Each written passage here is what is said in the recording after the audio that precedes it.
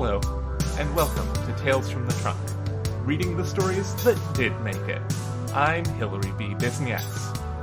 Listeners, today I'm very excited to welcome a first for this show. We have a romance author, Sarah Loch. Sarah, welcome to the show. Thanks, it's exciting to be here. Yeah, I'm super happy to have you here. We've known each other for a year and some amount of time. Time is fake, who knows? Especially in a pandemic.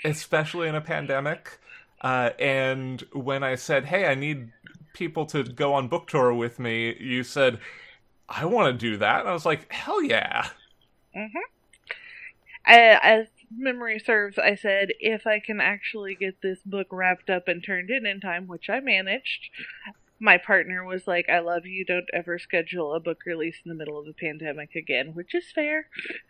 Fair, yeah, absolutely fair. But it provided the necessary encouragement to get it done on time. I'm not saying I'm the only reason it got done on time, but definitely a factor. Also the 101 pre-orders that I didn't want people to miss out on, but the podcast was definitely a major factor. Awesome. Well, you are going to be reading an excerpt of this book, and this is Blue Line by Ariel Bishop, aka Sarah Loch. This is the 5th book in my tripping series of hockey romances. I started publishing them in 2018.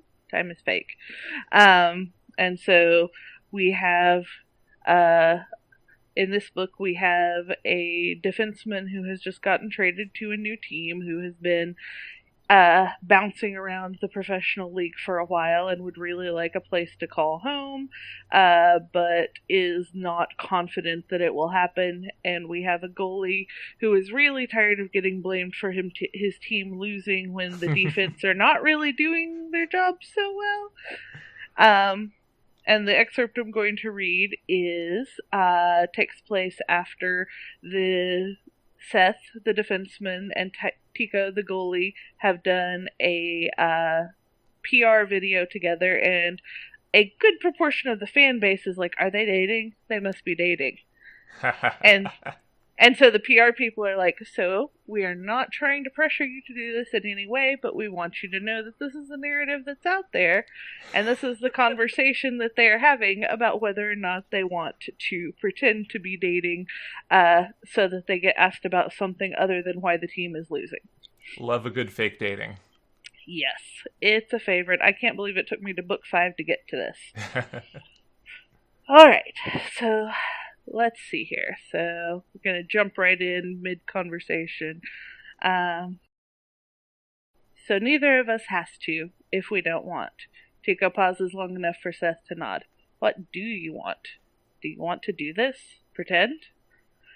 Seth sucks in a breath, reaching for a fry. He bites his lip, swallowing hard before finally lifting his eyes. It's dumb, and I might be wrong, but they probably won't send me down if we're doing this, and Tycho nods, not needing the sentence to be finished out loud. After looking up Seth's record, after his own memories of being sent down for more development, in Seth's position he'd be grasping at the same straws. So you want to. But if you don't do it for me. The sincerity in Seth's eyes is so clear and sharp that something aches in Tico's chest. I'm playing okay, and anyway, that's the game. Yeah, it comes out as more of a sigh than a word, but it might be nice. Get asked about a relationship instead of dumb questions. Why do you think you lost tonight? I don't know, maybe because 50 shots on goal and I only stopped 48? He swallows back the rest of the words, bitter and acrid in the back of his throat. When he finally dares to look up at Seth, though, he doesn't see recrimination or mockery. It almost looks like understanding. So, Seth reaches for his drink, breaking eye contact. If I want to, and you want to. Tico takes a breath. So, we're doing it? I guess so. Seth lifts his glass, waiting until Tico gets the idea and clinks his own against it. To us. I'm going to be the best fake boyfriend you've ever had. And, well, Tico's a professional athlete. He didn't make it to the CHL without being competitive. You think you're a better fake boyfriend than me? Seth smirks at him. The cocky expression should not be nearly as attractive as it is, and Tico has a sinking feeling that he might be in over his head. I guess we'll find out. Swallowing, Tico reaches for his own plate. I guess we will. Oh, that is delicious and delightful. I really had a lot of fun with this book, even though I ended up stopping and starting several times due to life and everything. So I am very pleased that I managed to finish it and get my poor, anxious, depressed kids a happy ending. That's awesome. So I wanted to ask you, with like stopping and starting, there are always things that end up getting cut out of the final product. And do you have any favorite bits that didn't make it into this book that, or favorite bits that you're going to try to figure out how to work into the next one? Well, kind of. So, in this case, an entire companion novel. Oh. Got left out. Well, not left out, but I actually started writing Blue Line and the companion novel Fictitious at the same time. And I would write one chapter of each and go back and forth because Fictitious is the story of Derek, who used to play hockey with both Tico and Seth at various times, and Will, who was Seth's defense partner in college, who are both now authors and are on book tour together and have a lot of feelings about it. Oh. And so I actually was writing Blue Line and Fictitious simultaneously when I began in late 2019, I think. Mm-hmm. And that got me to about a third of the way through on both of them. But at that point, I didn't.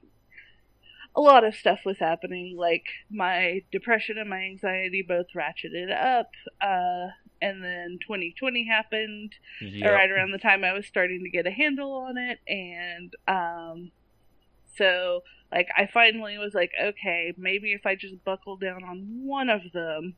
And so I buckled down on Blue Line because Seth was a character that had appeared in the previous book, 2 Minutes. Mm-hmm. And so I decided to focus in on Blue Line and see if I could get it finished. And I did. But I still am working on Fictitious. I actually started rereading through it yesterday and making notes, because part of the problem with Blue Line, aside from life, the universe, and everything, was just that I got to a certain point and I realized that when I was doing my outline, I hadn't known the characters well enough to really know how the later parts of the book was going to go. And so once I got to that point, I needed to sit down and re-outline, because I kept looking at my old outline and going, okay, well, if I move this over here and move this over there, but never actually writing it down. So I couldn't wrap my head around what needed to happen, and I just kept stalling out. So I was able to make my outline much more of a living document, and that's, I think, the process I'm going to have to take with Fictitious as well, because originally I had the conflict being that one of the characters was much more of a dick than he was actually supposed to be. And then once I got to know him a little bit, I was like, no, he wouldn't do that, so we have to do something else. But yeah, so I am excited about Fictitious and getting to wrap that up and then start on the next, what is actually going to be the last for now book in the Tripping series, which is the story of the player that everybody hates getting traded to the team where his longtime enemies to fuck buddies person plays. Oh. So yeah. So I'm excited to have Blue Line finished, have it out in the world, and be ready to move on to new stories and new worlds. For sure. So along those lines, is there anything, without giving too many spoilers, that you absolutely love that you did get to keep in this book?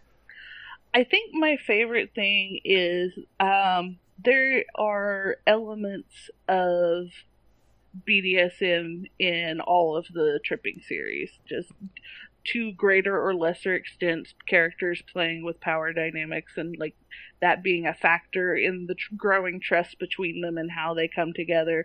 But for this one, I actually got to write 2 bisexual switches in a relationship, and it was just really fun because, like, it was just very fun. They had a lot of fun with it. They enjoyed it a lot, and I liked that, and I enjoyed, like, the previous book, 2 Minutes, dealt a lot with issues of anxiety and,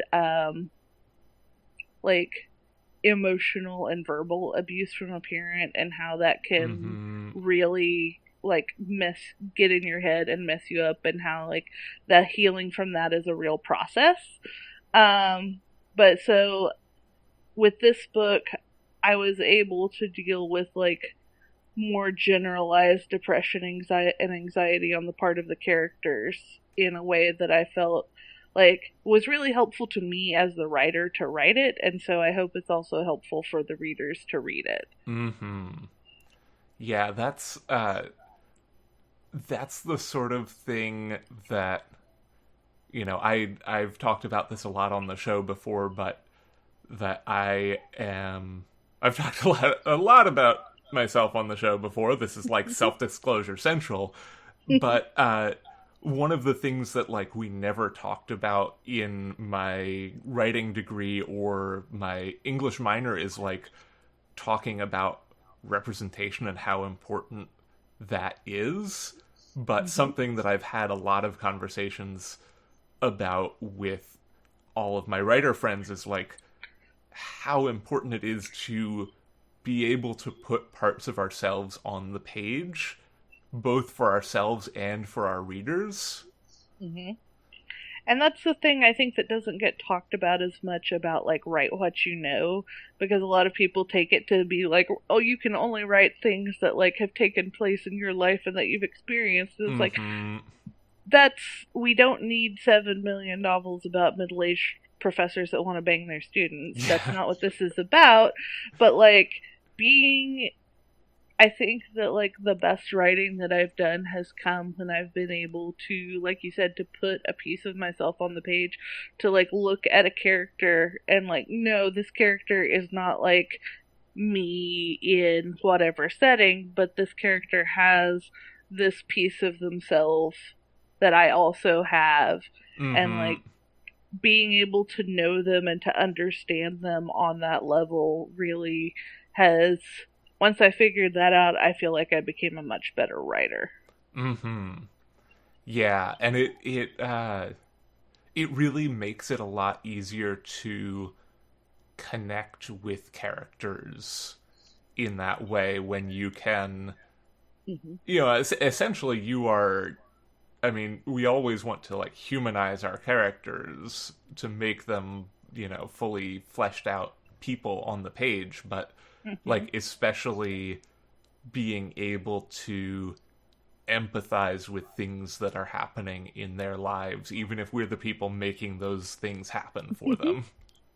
Yeah, absolutely. Like, and I think that, and going back to representation, the first book in my series, Soft Hands, one of the leads is Demiromantic. And like, that's one of the things that I've gotten the most comments on, is people being like, it is really, really nice to see representation like that. Like, especially in romance novels, you don't see a lot of that. I've actually had a lot of conversations with a friend who is Aromantic, who writes romance novels, but is like, how they juggle that understanding with their feelings towards towards romance and towards relationships. And I think that that's something we're starting to see more of. And I like that self-publishing especially has allowed more authors to tell the stories that they need and that their readers need, that like maybe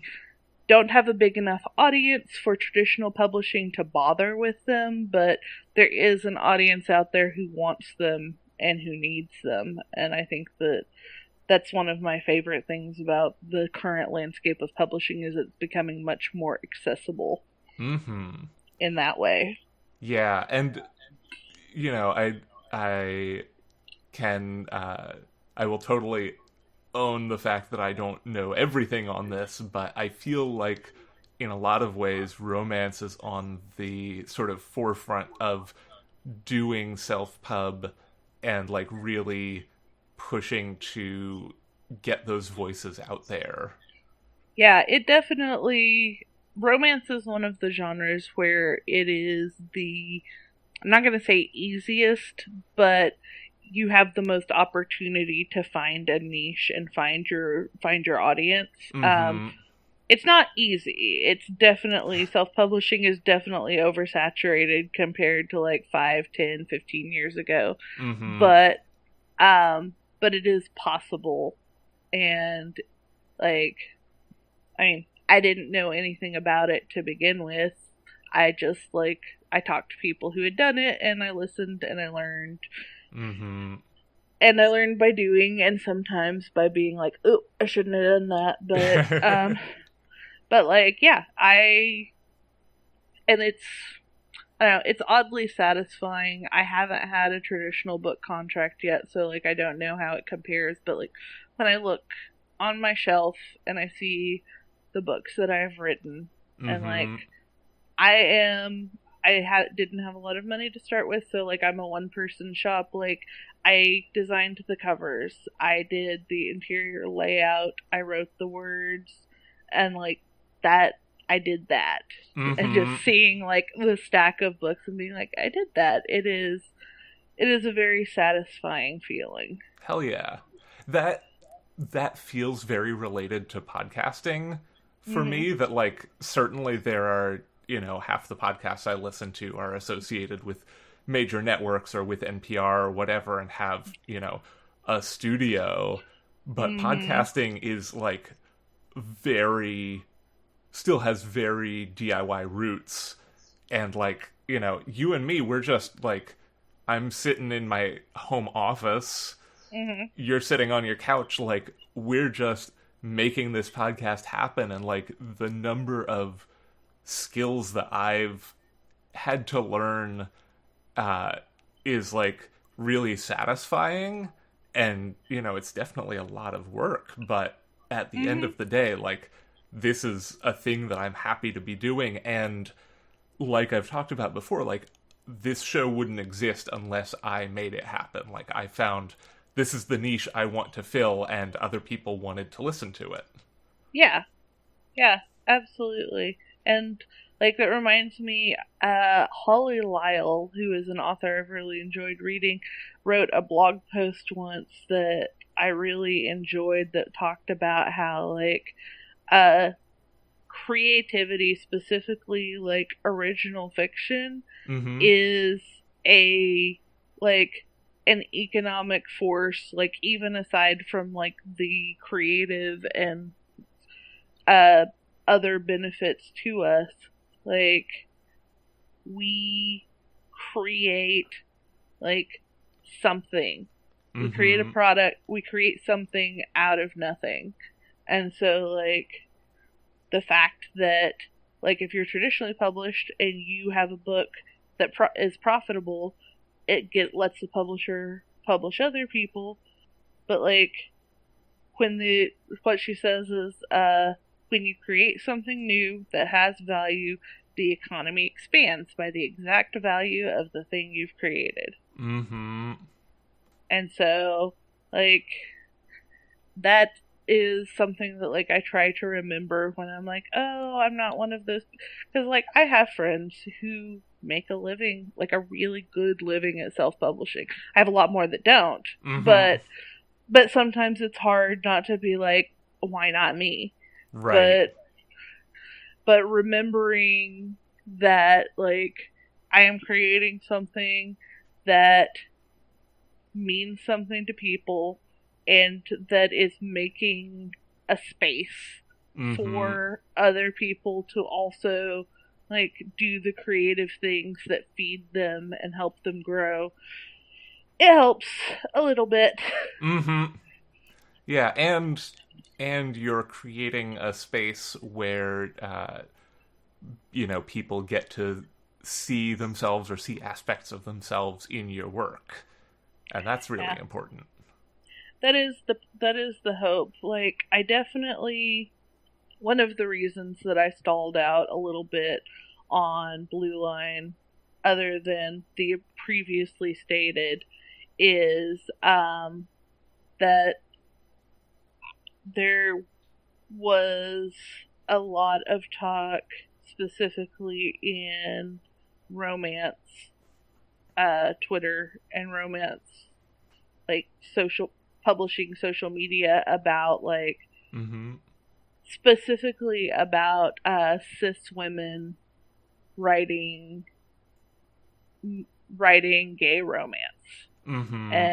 And so, like, I really sat with that for a while, because most of the comments that I've gotten have been positive, and as a queer person, like, I feel a little bit better about that, but there's still the question of, like, am I being appropriative? Am I handling this subject matter with respect? And, like, is it inappropriate for me to be writing about this? And so I did a lot of soul searching, and, like, I'm still a little bit worried that I'm coming down on the wrong side of it, but there are a lot of factors that make it easier, not so much easier, more accessible for me to write about two men falling in love. I grew up in a conservative evangelical Christian cult, and so, like, assigned female at birth people were not supposed to have sexual desire or feel sexual desire. And that is something that I'm still unpacking and doing work on, like, and probably will be for the rest of my life. Right. And so, it is something that I'm better able to conceptualize if I am talking about characters that are a little bit more removed from me. And that's something that I'm working on, and I'm working towards, like, being able to write, like, a whole spectrum of characters and sexualities. The other thing that I like, that I didn't think of at first when I started pondering these questions, is that, like, when I write these books, I'm trying to come from a place of love and a place of joy. And, like, this sounds like the worst non-apology of all time. But when I say that, what I mean specifically is that when I did the planning for this series, like, I specifically created a slightly alternate world, a slightly alternate sports league, where it doesn't have to be commented on if you have people of different races and different sexualities playing professional sports. Because it is really important that we have narratives where people are talking about the homophobia and the toxic masculinity that affects gay and bisexual and pansexual men. But that's not my experience. That's not what I'm writing about. But also, I wanted to write about a world where it wasn't about the fact that it was two men falling in love. It was about their specific relationship, who they were as people, the things that were obstacles to overcome for them to be together, but also, like, the rewards of being together. And not about homophobia, not about racism, just about the people falling in love. Yeah, and, like, I will say, as a queer person, that, like, it's really refreshing to consume queer stories that aren't about homophobia. Yeah, Like, that is already a reality of our lives. As I say frequently when people are like, "Oh, this thing is so good, but like it's so dark." It's like, if I want to be depressed, I can watch the news. yeah, I can Google. Like, there's some stuff I think that is important, even though it deals with dark themes. But like, I want to also have the option for joy. mm-hmm, yeah, for sure. And like, it it feels very much a lot of the time that the stories of queer experience that center on homophobia, transphobia, any sort of queerphobia are in some ways like written for the cishet gaze. Mm-hmm. To be like, no, really, this is bad. Don't do it. Yeah. Whereas, like, you get something like, for instance, She-Ra and the Princesses of Power, Mm-hmm. where there just isn't homophobia in that world. Yeah, yeah, and so that is the type of media that I am creating, and that is the type of media that I would like to consume. Mm-hmm. So, we're getting towards the end of the show at this point, but before we go, is there anything else that you have that you'd like to promote? Yeah. So I am actually working with a really lovely author that I met through fandom friends to help them publish their first sports romance, which is a gay soccer romance, very Fabulous. much in the vein of Haikyu and other sports animes. And we're actually going to try something kind of new, and we'll see how it goes. We're going to release it one chapter a week Oh, until it's done, and then people can purchase the book. But that way people can try a little taste, see how they like it, and then decide if they want to get into it. It's called Yellow Card, and I should have a link for that for you by the time the show goes up. perfect. And that link will be in the show notes, as always, listeners. Sarah, where can our listeners find you elsewhere on the internet? I am, well, as my Twitter profile says, I'm a Gemini bisexual with ADHD. So I am everywhere, but these days mostly I hang out on Twitter.